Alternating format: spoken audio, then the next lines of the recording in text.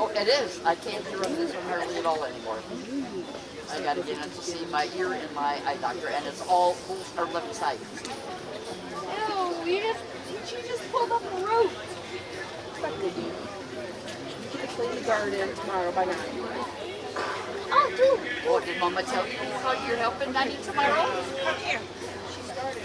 Thank you. Watch out slowly. Thank you. Yeah, you're gonna be Uncle's helper, Kitten, and Ellie is gonna be Nanny's. I gotta get battery in my phone. Will it charge much anymore? No, I just Well, this one is so bad.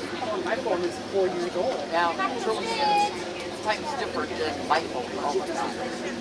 I mean, I can go a couple of days with it. Stop.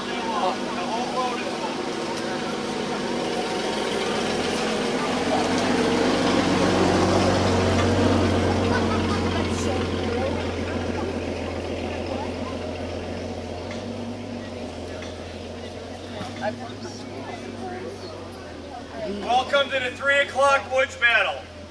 This is D-Day +6, June 12th.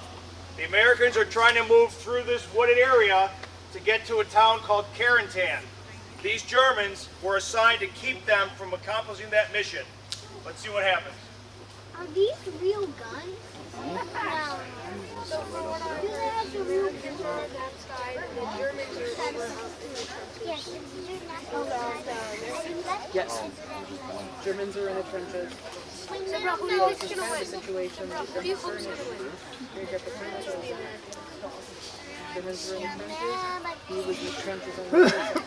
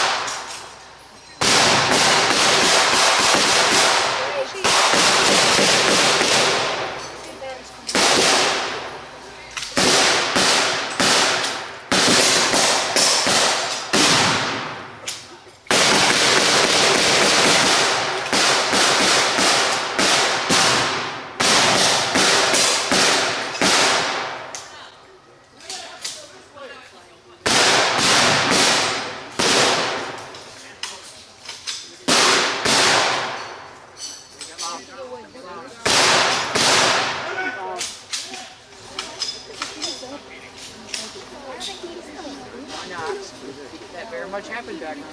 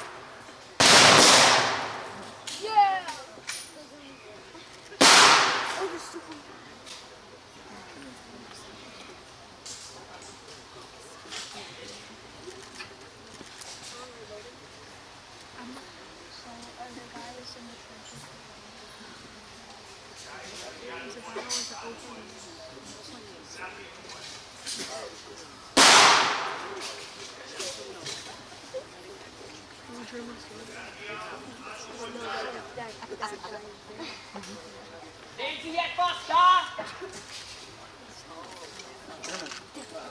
Shoot! Kommen Sie hier! Jetzt! I've got wounded! Laufen Sie My diesen friend's Weg hit! You gotta langsam! help him! Nehmen Sie den verwundeten Mann, kommen Sie diesen Weg No, jetzt! sprechen Sie English! Sorry. Deutsch. He's not dead, he's hurt. He needs help. Nehmen Sie! Nehmen Sie! Lift him up. Ja, ja. Listen.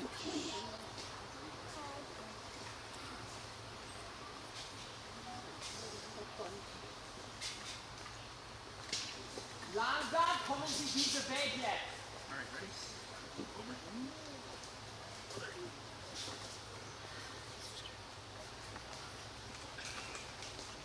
Holz. Stehen Sie auf. Kamerad! Suchen Sie für Waffen und Papieren bitte.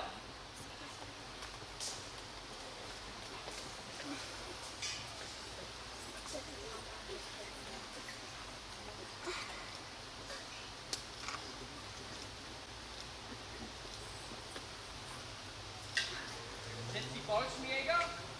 Hey, Fallschirmjäger, Paratrooper? Yeah.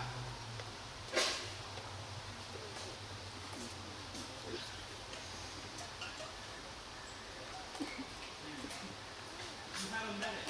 Nein. Sie sind Isani.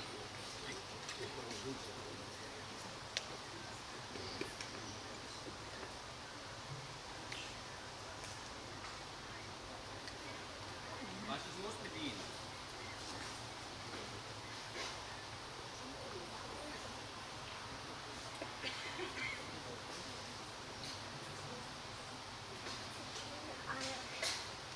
Ist er tot?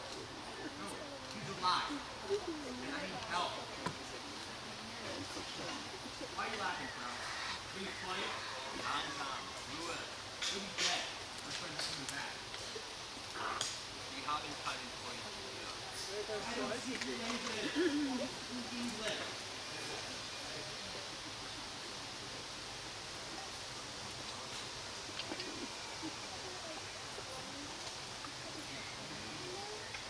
Didn't somebody that was when they said she wouldn't feel money. What happened then? All right, let's call it there. How about a hand for our reenactors?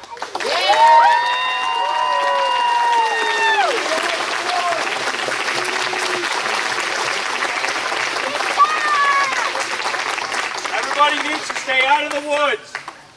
All the reenactors can assemble their gear and assemble on the road.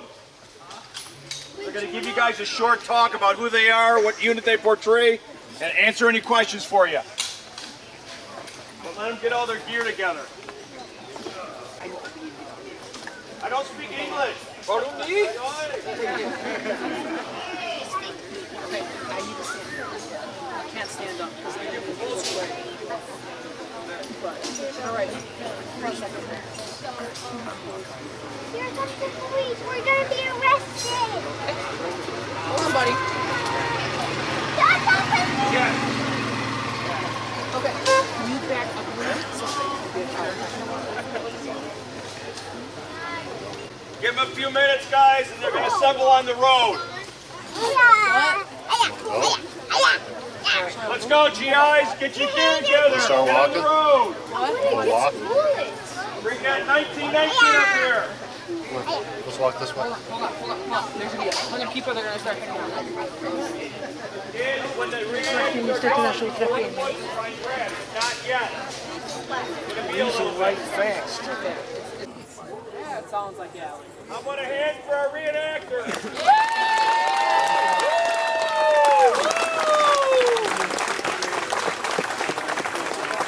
We've got any veterans in the group? Raise your hand.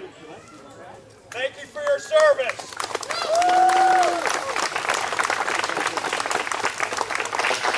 Now, if you guys are quiet, they'll tell you their story. Give them a couple minutes. They're going to talk as loud as they can. All right. right, thanks for coming out, everybody. I represent a member of the German military of the 716th Infantry Division. It was a real division in World War II that fought in the Battle of Normandy. They actually fought on 4 of the 5 invasion beaches on D-Day. It's a pretty fascinating history because about 40% of the division weren't even Germans. They were Poles, they were Russian prisoners of war, they were Ukrainians, people who were usually anti-communists and were told that if you join the German military, you will fight against communism and Stalin. Instead, they were sent to Western France to man bunkers in Normandy. They were basically given the crappiest equipment. I am actually carrying a French World War II rifle. This is actually common for the 716. They used a lot of captured Eastern European weapons as well. They were not given very good gear. The average age is about 36 years old. They're basically made up of the combat veterans from the Eastern Front who are no longer fit for active service, and then foreign volunteers. And so they actually managed to fight pretty hard for about 2 weeks, and they're pulled out to southern France just in time for the Allied invasion of southern France. They actually fought all the way through up northwest. They fought the Colmar Pocket, and they actually survived. They were rebuilt 3 times, and they actually survived until May of 1945. So that's our unit story. Next up, coming on now. I have more of a clinical question. What would you rather have? If your gun was out of bullets, would you want this? Is your hand-to-hand weapon? Who thinks yes? What's our other option? Other option is just this dull old shovel. I'll take the shovel. Why would you take the shovel? The problem with the knife, you put it on a rifle and you stick somebody with it, the bayonet literally likes to stick. It's hard to get it out. If you're lucky enough to have a round in your rifle, you can shoot it off, and hopefully it'll knock them off, or you can kick them off. With the shovel, stand up for a demonstration. Shovel, you can literally slice into someone and it very easily comes out. You can hit them in the head, knock some sense into them, come up underneath the chin, take their head clean off, or at the very minimum, you're going to break an arm, a leg, if you don't sever it. Well, the German soldier typically didn't go after his bayonet, he went after the shovel. So that's my information for the day. Third.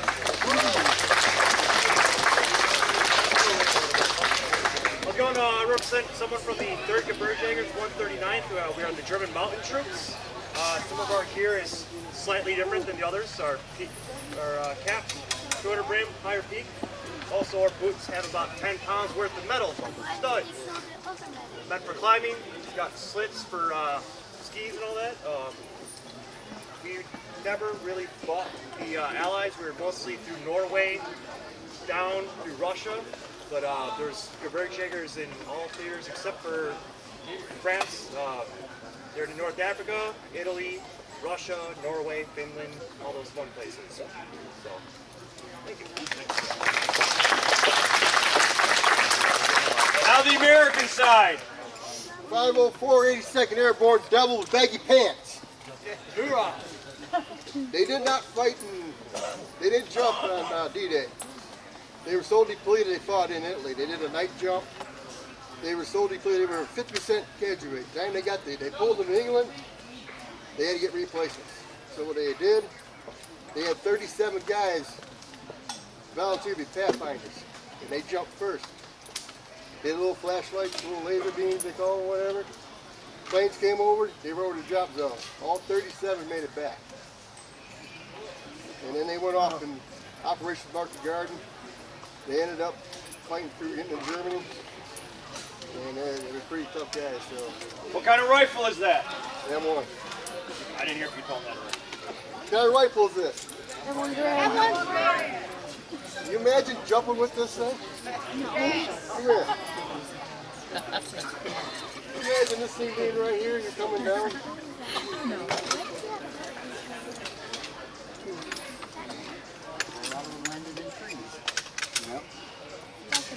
They would actually Most of the cases that they put them in, the gun was broken apart into two. It'd hang along their leg. So whenever you got down, you'd have to assemble your gun, then you were able to go. A lot of times your gun was lost too. It'd fall off in the middle of a jump. Hey guys, So, hey, going. let's hold it down, all right? You go and pick one up off of your buddy or, an enemy. That's all you had. So Paratroopers were meant to be surrounded, which they were.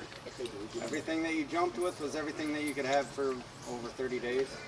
So all the ammunition, food. They carried 150 pounds over their dead weight. That's why they were called devils of baggy pants. Pockets came out to here. So there's either smokes, ammo, or smokes. That's what they took. Cigarettes, not smoke grenades per se. Lucky strikes. That's it.